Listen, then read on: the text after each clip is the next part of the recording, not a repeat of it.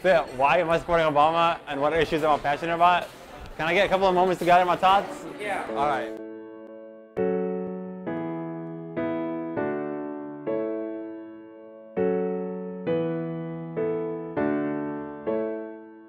Thank you very much for coming, everybody. Woo! Yes, yes, yes. So this is our first kickoff event here in Minneapolis to get ready for the campaign season. So it's exciting to see what the next 8 to 10 months are going to bring us as we get Obama back into the White House. You know, I feel like he really is in touch with my generation in particular. He knows what he believes and where his ideology is, but I also think he's a pragmatist and a realist. Why do I support President Obama? Well, gee, there are a lot of reasons, but I think When you talk about the Lilly Ledbetter Act, something like that that's going to be around forever, that is going to make lives better for women across the country to make sure they're getting paid what they should be getting paid, and equal pay. Don't ask, don't tell. I mean, come on, there's a list that goes on forever, and they're so important. So that's why I support President Obama. But basically, our main objective with this campaign is to make sure that President Obama wins re-election. Our campaign motto is respect, empower, include.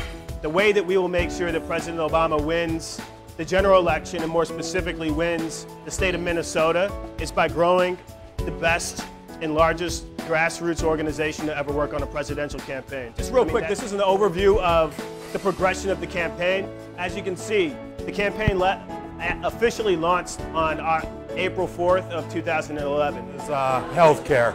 We need it. I have too many friends that work full-time but have no insurance, and they are just one accident away from bankruptcy.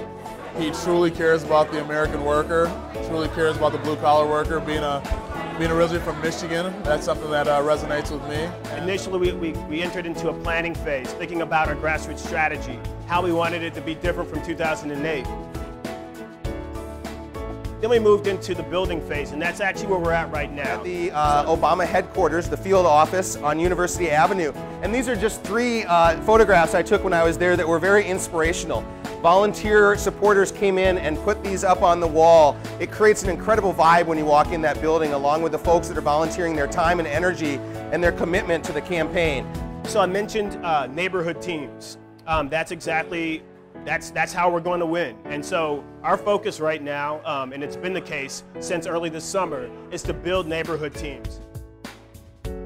Each neighborhood team is going to have a neighborhood team leader, and we're going to have certain core team members that take ownership over certain responsibilities that are really crucial to make sure that we do the things that we have to do to make sure that President Obama wins re-election. Oh, why shouldn't I support President Obama? I mean, the man's doing phenomenal work. I want 4 more years of the same positive, progressive change. Coming a long way, and it's, it wouldn't be a good idea to go backwards and redo everything we've done. Wall Street reform, healthcare reform. I mean, there's been a lot of reforms that we've done, so it just makes sense to keep that pace going right now. He's got a lot of great ideas, and he's someone who I think can cut through all of the polarizing arguments we've got going on now.